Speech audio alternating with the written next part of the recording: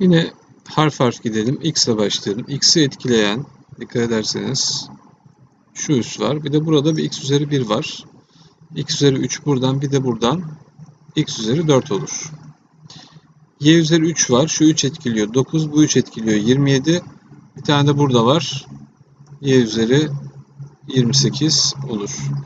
Z üzeri 4, 3, 3. Bunları çarparsak 36 olur. Bir de Z üzeri 36 elde ederiz.